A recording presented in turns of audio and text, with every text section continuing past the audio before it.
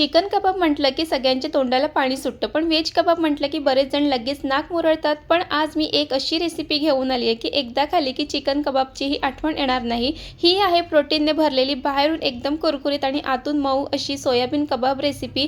ज्यांना प्रोटीनयुक्त आणि चविष्ट स्नॅक खायचं आहे त्यांच्यासाठी ही रेसिपी एकदम परफेक्ट आहे. संध्याकाळच्या चहासोबत, मुलांच्या टिफिनसाठी किंवा पाहुणे आले तरी कबाब सगळ्यांना नक्की आवडतील. कमी खर्चात, कमी वेळेत आणि अगदी घरच्या घरी हॉटेलसारखे कबाब कसे बनवायचे ते आज मी तुम्हाला दाखवणार आहे. तर चला वेळ न घालवता रेसिपीला सुरुवात करूया.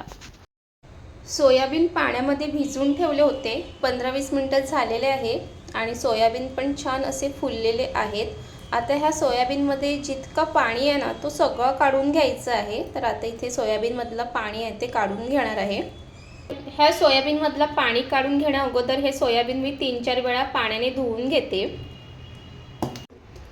सोयाबीन आहे ती धुवून घेतलेले आहे. आता ह्यातलं पाणी काढून घेणार आहे. तर इथे मी छोटंसं पातेलं पण घेते आणि इथे एक प्लेट पण घेणार आहे सोबत आणि सोयाबीन घेणार आहे आणि त्याचं पाणी आहे ना असं काढून घ्यायचं आहे. जर सोयाबीनमध्ये पाणी राहिलं ना तर कबाब आहे ते छान बनून तयार होत नाही, म्हणून यातलं पाणी जितकं काढता येईल तितकं पाणी हे काढून घ्यायचं आहे. तर इथे मी दोन्ही हाताने पण असं पाणी काढून घेणार आहे.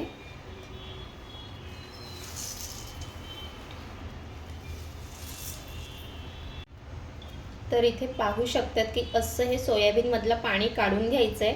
तर इथे ह्या सोयाबीनमधलं पाणी निघालेलं आहे, प्लेटमध्ये काढून घेते. ते बघा असं सगळं पाणी हे निघालेलं पाहिजे. तर अशाच पद्धतीने सर्व सोयाबीनमधलं पाणी आहे ते काढून घेणार आहे.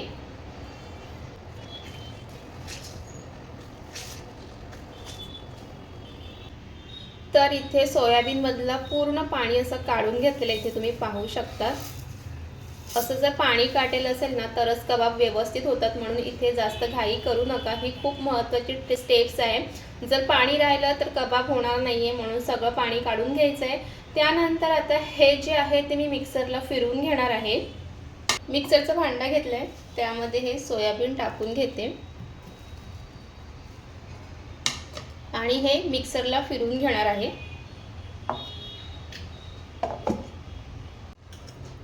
हे मिक्सरला असं फिरवून घेतलेलं आहे, इथे पाहू शकतात तुम्ही. आता हे आहे ते प्लेटमध्ये काढून घेते आणि बाकीचे पण सोयाबीन आहे ना असेच मी बारीक फिरवून घेणार आहे मिक्सरला.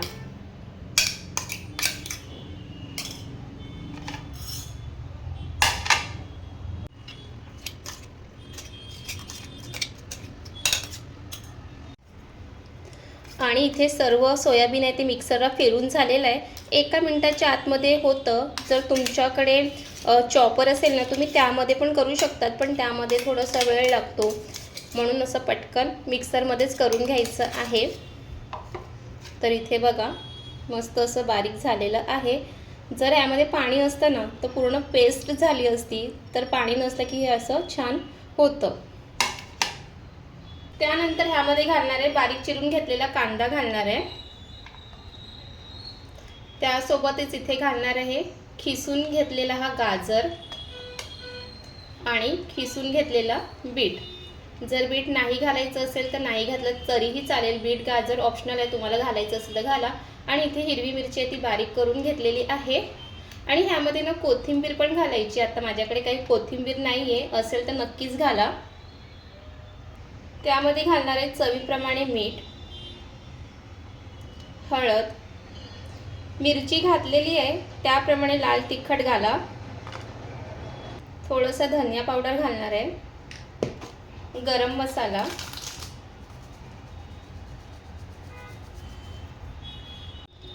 आणि हे कबाब खाताना चटपटीत लागले पाहिजेत म्हणून ह्यामध्ये घालते थोडासा चाट मसाला आणि त्यामध्ये घालणार आहे बेसन. इथे 1 चम्मच इतका घातलेला आहे. त्यानंतर हे सगळं आहे ते हाताने असं मिक्स करून घ्यायचं आहे. आणि हे कबाब इतके हेल्दी असतात ना, सोयाबीन तर हेल्दी आहेतच, प्रोटीनने भरलेलं आहे. त्यामध्ये घातले गाजर, बीट. जर मुलं गाजर बीट खात नसतील ना त्यांना तुम्ही अशा पद्धतीने कबाबमध्ये घालून त्यांना देऊ शकतात। आणि ह्यात तुम्हाला अजून कोणते व्हेजिटेबल्स टाकायचे असतील ना टाकू शकतात, फक्त एवढंच की ते बारीक करून घाला म्हणजे मुलांना ते समजणार नाही।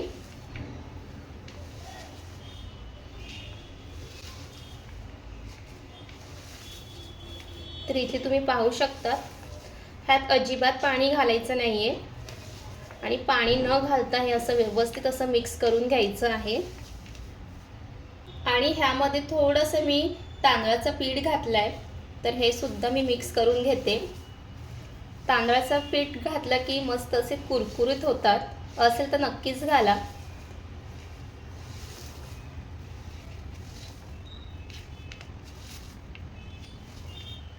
तर इथे हे सगळं छान मिक्स करून झालेलं आहे। थोडंसं हातात गोळा घ्यायचं आणि त्याला छान अशी कबाबचा शेप द्यायचा आहे। तुम्हाला जसं द्यायचं तुम्ही देऊ शकतात। तर इथे बघा मी असं त्याला शेप देते, तुम्हाला दुसरं कोणता शेप द्यायचा असेल तर तुम्ही देऊ शकता। इथे मस्त हे कबाब झालेले आहे। तर मी इथे अशाच पद्धतीने आहे ते बनवून घेणार आहे आणि पटपट होतात, काही जास्त वेळ लागत नाही।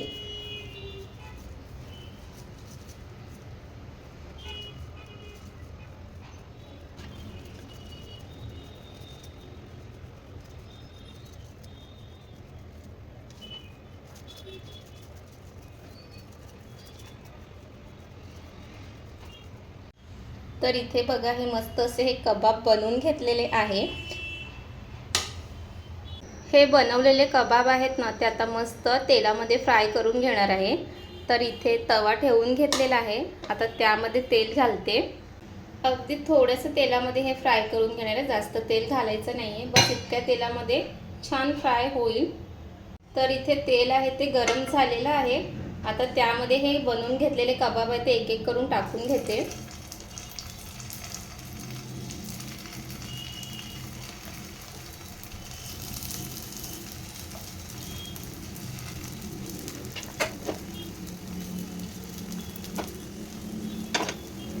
तर तव्यामध्ये सगळे कबाब आहे ते ठेवून झालेले आहे। एका बाजूने 2-3 मिनिटं ठेवूया, त्यानंतर मग दुसऱ्या बाजूने पलटून घेणार आहे। आणि तुम्हाला आपल्या रेसिपी आवडत असतील तर लाईक करा, कमेंट करा, शेअर करा आणि अजूनपर्यंत चॅनलला सबस्क्राईब केलं नसेल तर सबस्क्राईब करून घ्या, कारण तुमच्यासाठी अशाच झटपट हेल्दी रेसिपी भरपूर घेऊन येणार आहे। एका बाजूने 3-4 मिनिटं झालेली आहे, दुसऱ्या बाजूने पलटून घेते।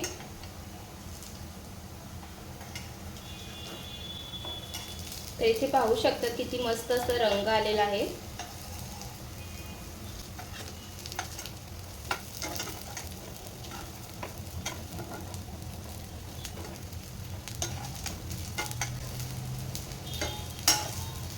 तर इथे दुसऱ्या बाजूने पण पलटून घेतलेलं आहे, दुसऱ्या बाजूने पण एक 3-4 मिनिटं ठेवूया आणि हलक्या हाताने कलथ्याने हे असं दाबून घ्यायचं आहे।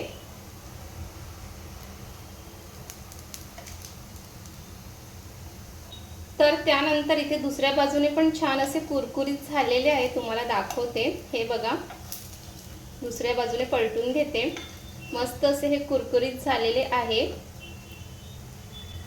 आणि इतकी झटपट होणारी रेसिपी आहे ना, कधीही तुम्हाला भूक लागली किंवा काहीतरी हेल्दी खायचं असेल आणि प्रोटीनने भरलेलं असं काही खायचं असेल ना, तर हे सोयाबीनचे कबाब ना खूप छान ऑप्शन आहे आणि झटपट होतात। तुम्ही तर पाहिलंच असेल आणि काही जास्त साहित्य लागत नाही, मस्त असे कुरकुरीत झाले आणि चवीला तर इतकं भारी लागते की तुम्ही काय सांगणार। तुम्हाला व्हेजमध्ये कबाब खायचं असेल ना तर हा पर्याय खूपच छान आहे। तर आता गॅस आहे ते मी बंद करून घेते। त्यानंतर हे गरम गरम असे कबाब आहे ते प्लेटमध्ये काढून घेणार आहे।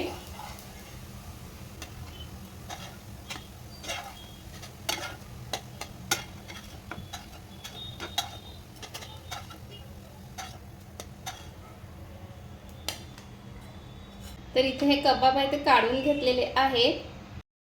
तर इथे हे कबाब अगदी 10-15 मिनिटांमध्ये बनून तयार होते। तुम्ही हे कधी स्नॅक म्हणूनही बनवू शकतात किंवा व्हेजमध्ये तोंडी लावण्यासाठी काही बनवायचं असेल तर हे सुद्धा बनवू शकतात किंवा घरी कोणी येणार आहे तर तुम्हाला त्यांच्यासाठी व्हेजमध्ये काही बनवायचं आहे तर स्टार्टर म्हणून तुम्ही हे सुद्धा बनवू शकतात. खूप सोपी रेसिपी आहे, झटपट होते, प्रोटीनने पूर्ण भरलेली आहे. आतून मऊ वरून कुरकुरीत असे हे बनवून तयार झालेले आहे. हे कबाब तुम्ही हिरव्या चटणीसोबत किंवा टोमॅटो सॉससोबत सुद्धा खाऊ शकतात. आणि तुम्हाला ही रेसिपी आवडली असेल तर लाईक करा, कमेंट करा, शेअर करा आणि आपल्या चॅनलला सबस्क्राईब करा. पुन्हा भेटूया. बाय.